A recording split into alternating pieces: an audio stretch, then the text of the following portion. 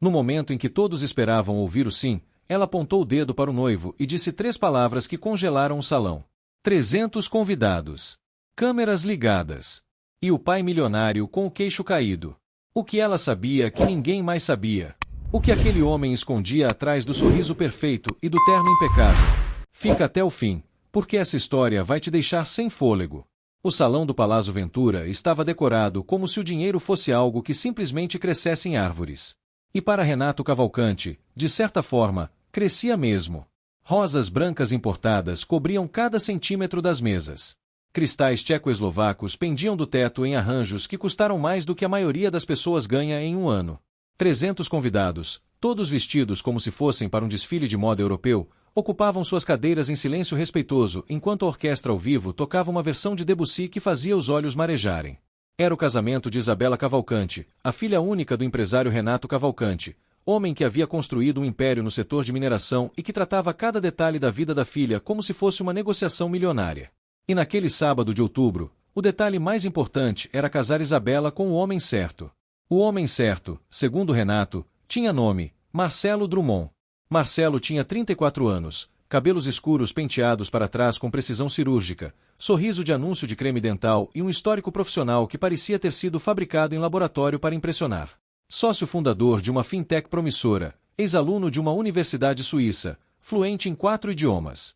Renato o havia conhecido em um evento de negócios 2 anos antes. Desde o primeiro aperto de mão, havia decidido que aquele era o genro que ele queria. O problema era que ninguém havia perguntado a Isabela o que ela queria. Ela tinha 28 anos. Formada em arquitetura, talentosa, com um escritório próprio que começava a despontar. Alta, de cabelos castanhos presos em um coque que o cabeleireiro havia levado 3 horas para fazer. Ela estava linda, isso era inegável. Mas quem a conhecia de verdade percebia que havia algo diferente naquele dia. Uma tensão nos ombros. Uma hesitação nos olhos que o sorriso cuidadosamente ensaiado não conseguia esconder completamente. A cerimônia havia começado pontualmente às 18 horas. O padre Augusto, um homem de 60 e poucos anos com voz grave e pausada, conduzia o ritual com a solenidade de quem havia presidido centenas de casamentos. Ao seu lado, Marcelo aguardava. Ao fundo do corredor, Isabela caminhava no braço do pai. Renato Cavalcanti usava um terno azul marinho que havia custado mais do que um carro popular. Mas enquanto caminhava com a filha pelo corredor, havia algo no rosto dele que ia além do orgulho paterno esperado. Havia alívio. Como se uma transação longa e complicada estivesse finalmente chegando ao seu fim. Isabela não olhava para o pai. Ela olhava para a frente. Para Marcelo. E conforme se aproximava, sua respiração ficava progressivamente mais curta. O padre conduziu as orações. Falou sobre amor, compromisso, parceria.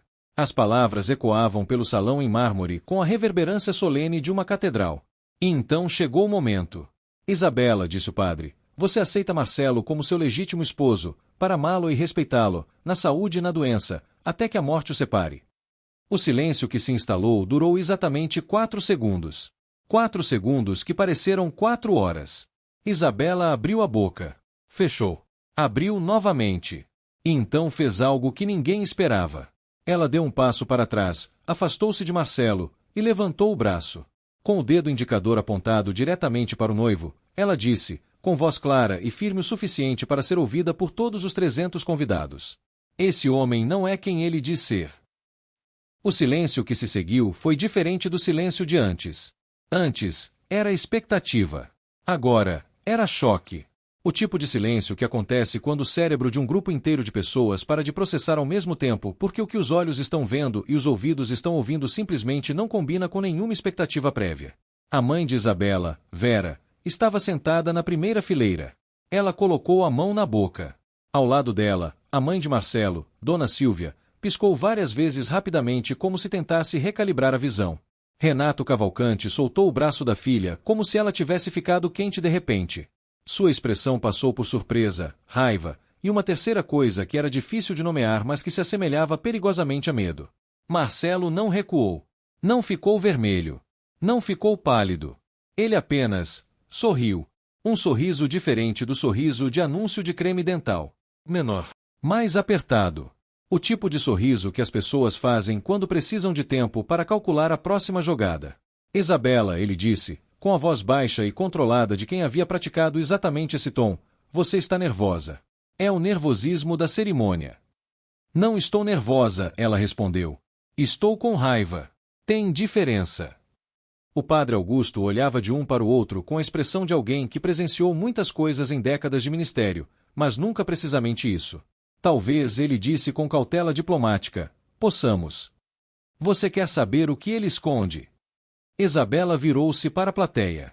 Não de forma teatral. De forma deliberada. Então eu vou contar. Tudo havia começado 6 semanas antes, numa terça-feira à noite. Isabela trabalhava até tarde no escritório. Era seu hábito. Ela sempre rendia mais depois das 8 da noite, quando o telefone parava de tocar e os clientes paravam de mandar e-mails.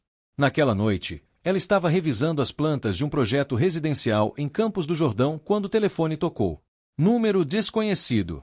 Ela normalmente não atendia números desconhecidos depois das 10 da noite. Mas algo, ela não saberia explicar o que, fez com que ela atendesse. Isabela Cavalcante. A voz do outro lado era feminina, jovem, com sotaque que ela não conseguiu identificar imediatamente. Sim. Quem é? Meu nome é Tatiana. Você não me conhece. Mas eu conheço você. Ou melhor, eu conheço Marcelo. Isabela ficou quieta. Eu sei que você vai se casar com ele daqui a 6 semanas, continuou Tatiana. E eu preciso que você saiba de algumas coisas antes disso acontecer. Você tem alguns minutos.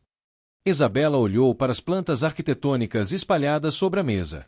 Depois olhou para a foto emoldurada na prateleira, ela e Marcelo em Florença, no verão passado, sorrindo diante do Duomo. Tenho, ela disse. Tatiana Voz tinha 31 anos e era advogada em Porto Alegre. Ela havia conhecido Marcelo Drummond há 3 anos, num congresso de direito societário onde ele havia dado uma palestra sobre investimentos em startups. Ela havia se apaixonado rapidamente. Ele era carismático, inteligente, atencioso da maneira que homens atenciosos raramente são. Eles namoraram por quase 1 ano. Durante esse tempo, Marcelo viajava com frequência a São Paulo, a negócios, dizia ele. Tatiana não havia questionado. Afinal, ele tinha uma empresa lá. O que Tatiana não sabia era que, durante esse período, Marcelo havia sido apresentado a Renato Cavalcante. E havia reconhecido imediatamente a oportunidade que um relacionamento com a filha do milionário poderia representar. Ele havia terminado com Tatiana numa ligação de 5 minutos. Sem explicação. Sem conversa. Apenas não está funcionando e o silêncio que se seguiu. Tatiana havia passado meses tentando entender o que havia acontecido. Então, por acaso, porque às vezes o mundo é menor do que parece, ela havia encontrado uma amiga em comum que conhecia alguém que trabalhava na empresa de Marcelo. E através dessa cadeia improvável de conexões, a história havia começado a se revelar. Mas não era apenas sobre ela. Havia mais. A empresa dele, Tatiana disse a Isabela naquela noite de terça-feira, a Fintech, você sabe como ela foi financiada inicialmente? Com investimento anjo, respondeu Isabela. Ele me contou. Parcialmente, sim. Mas há uma parte que ele não conta. Tatiana fez uma pausa. Eu tenho documentos, Isabela. Não estou te ligando por ciúme ou por vingança. Estou te ligando porque você merece saber com quem você está se casando. Se você quiser ver o que eu tenho, me manda um e-mail. Eu mando tudo. Isabela havia demorado 3 dias para mandar o e-mail. 3 dias de guerra interna, de tentar convencer a si mesma de que era ciúme, manipulação, uma ex-namorada perturbada tentando arruinar o que ela tinha. Mas havia uma voz mais funda dentro dela que sabia que nem toda ligação de número desconhecido às 10 da noite era mentira. Às vezes era exatamente o oposto. Os documentos chegaram num PDF de 43 páginas. Ela leu tudo numa noite. Depois leu de novo. Depois chamou seu advogado pessoal, Rodrigo, um homem discreto e de confiança com quem sua família trabalhava há anos, e pediu que ele verificasse a autenticidade do que ela havia recebido. Rodrigo levou 2 semanas. E quando voltou, sua expressão dizia tudo antes que ele abrisse a boca. É real, ele disse. Tudo é verificável. De volta ao salão do Palácio Ventura, com 300 pares de olhos fixos nela, Isabela respirou fundo. Ela não havia planejado fazer isso em público. Durante semanas, havia considerado diferentes abordagens. Conversar com Marcelo em particular. Conversar com o pai. Simplesmente cancelar o casamento sem dar explicações. Mas então, na semana anterior, Algo havia mudado. Ela havia tentado conversar com o pai. Renato Cavalcante a havia escutado por 15 minutos. Depois havia dito, com a frieza de alguém fechando uma negociação: isso não muda nada. Você vai se casar no sábado. Não era uma opinião. Era uma ordem. E foi nesse momento que Isabela entendeu que a única forma de isso parar era se ela o tornasse impossível de ignorar. Marcelo Drummond não é um empresário de sucesso que construiu sua empresa do zero, ela disse, com voz firme. A fintech dele foi financiada parcialmente com dinheiro que veio de uma empresa de fachada registrada nas Ilhas Cayman. Uma empresa que, segundo documentos que estão agora nas mãos do meu advogado, tem ligação direta com operações investigadas pela Receita Federal há 2 anos. Murmúrios se espalharam pelo salão como ondas. Marcelo não namorou comigo porque se apaixonou. Ele foi apresentado ao meu pai por um intermediário que recebeu uma comissão por essa introdução. Ela olhou diretamente para Renato. Um intermediário que meu pai conhece muito bem. Porque foi meu pai quem o contratou. O murmúrio ficou mais alto. Renato Cavalcante estava de pé agora. Isabela. Deixa eu terminar, ela disse. E havia algo na voz dela, não raiva, mas algo mais firme do que raiva, que fez ele parar. Meu pai queria um genro que tivesse perfil para assumir parte da gestão dos negócios da família. Alguém maleável, que devia favores, que precisasse dele. Marcelo era perfeito para isso. O casamento foi uma transação desde o começo. Eu não sabia. Mas agora sei. Ela virou-se para Marcelo. Ele havia parado de sorrir. Você é inteligente, ela disse a ele, quase com tranquilidade. Você calculou tudo muito bem. Mas calculou errado uma coisa, que eu nunca ia descobrir. Marcelo abriu a boca. Fechou. Por um segundo, o verniz perfeito rachou, e o que apareceu por baixo era algo mais cru, mais real, mais assustado. Isabela, ele disse finalmente, seja lá o que você acredita ter descoberto. Não é o que eu acredito. É o que eu tenho documentado. Ela abriu a bolsa pequena que estava sobre a mesa de honra, uma bolsa que ela havia colocado ali deliberadamente, o único elemento fora de lugar no cenário milimetricamente planejado, e retirou um envelope. Cópias. Para o padre. Para o registro.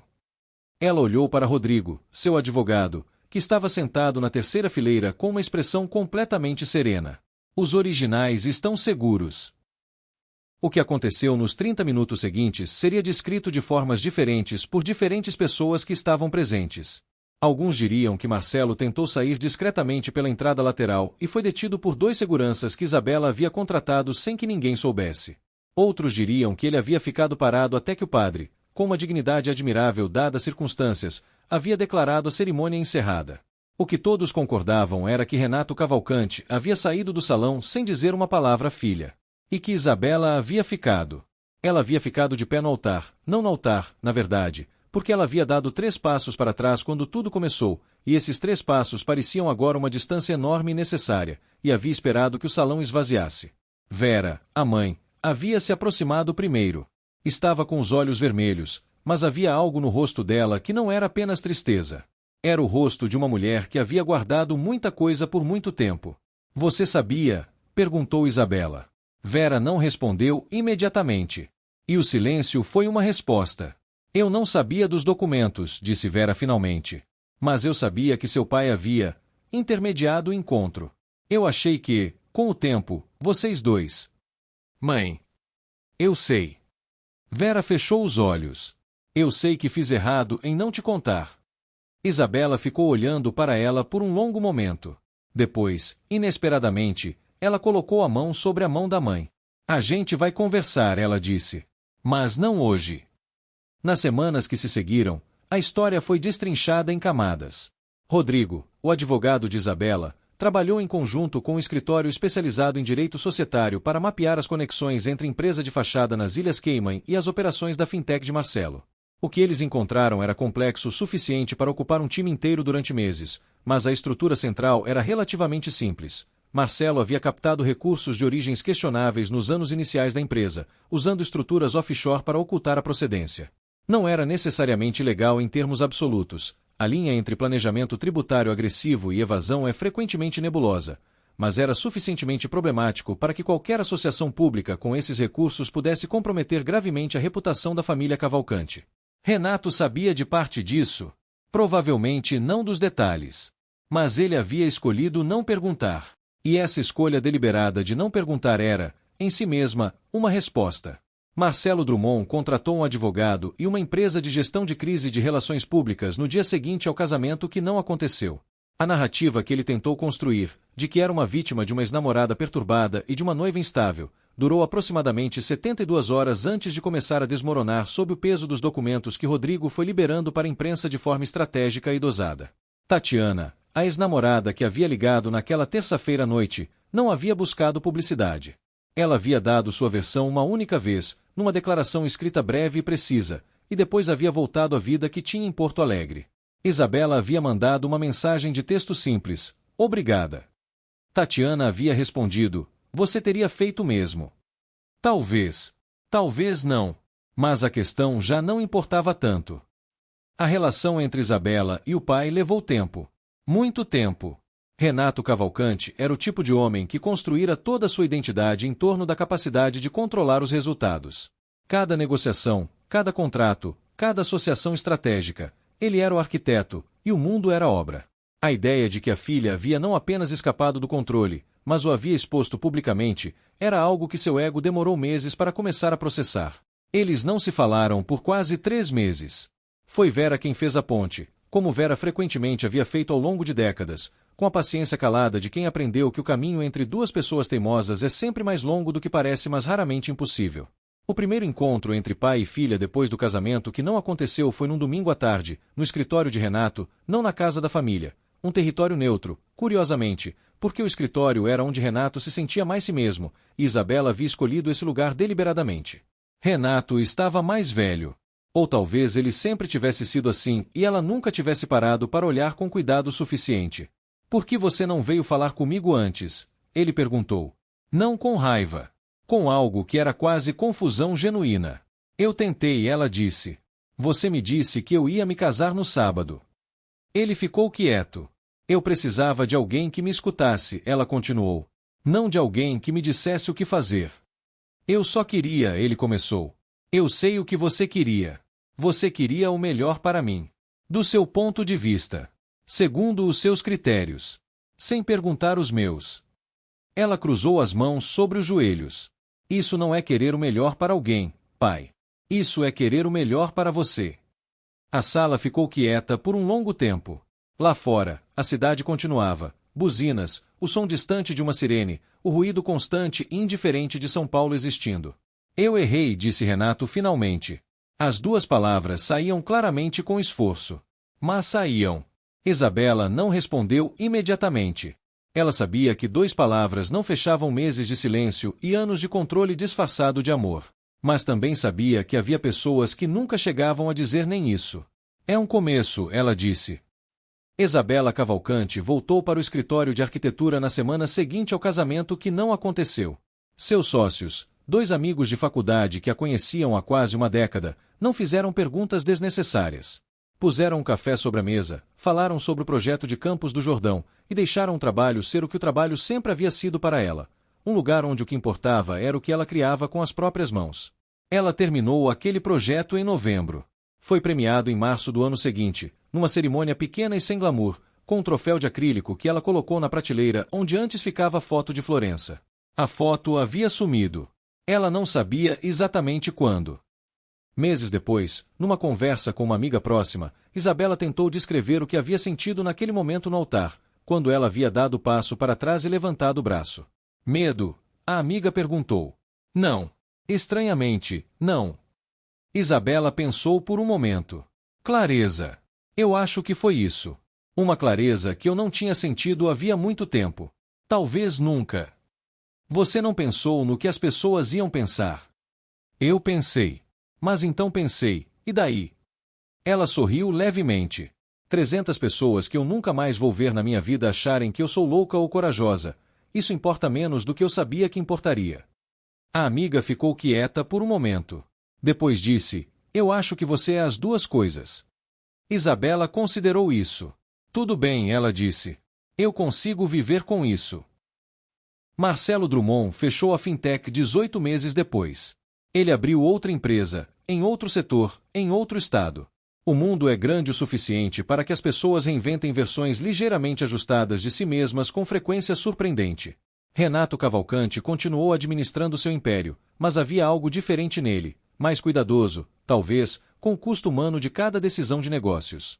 Ou talvez Isabela simplesmente passasse a prestar mais atenção. É difícil saber se as pessoas mudam ou se apenas começamos a vê-las com mais clareza. Vera plantou um jardim no fundo da casa da família. Algo que ela havia querido fazer há anos e nunca havia encontrado o momento certo. Tatiana Voz ganhou um caso importante no Tribunal de Justiça do Rio Grande do Sul e foi promovida para sócia do escritório onde trabalhava. Isabela mandou flores. Tatiana mandou de volta uma garrafa de vinho com um bilhete. Para a próxima vez que você precisar de coragem, que espero que seja nunca. No salão do Palácio Ventura, naquela tarde de outubro, enquanto os convidados saíam e os funcionários começavam a recolher os arranjos de rosas brancas importadas, uma das garçonetes, uma jovem de uns 22 anos que trabalhava ali havia 6 meses, parou por um momento ao lado de Isabela. Com licença, ela disse, com a timidez de quem está prestes a dizer algo que está além do protocolo. Eu achei o que você fez muito corajoso. Isabela a olhou. A garçonete ficou levemente vermelha, como se estivesse arrependida de ter falado. Obrigada, disse Isabela. E quis dizer. A garçonete voltou ao trabalho. Isabela ficou olhando para o salão vazio, as cadeiras em fileiras perfeitas, o altar com as flores ainda intactas, o corredor por onde ela havia caminhado 30 minutos antes com a certeza de que estava prestes a fazer o maior erro da sua vida. Ela pegou a bolsa. Pegou o envelope que havia ficado sobre a mesa de honra. Caminhou até a saída. Lá fora, outubro tinha o cheiro de chuva que estava por vir. Ela respirou fundo. E foi embora.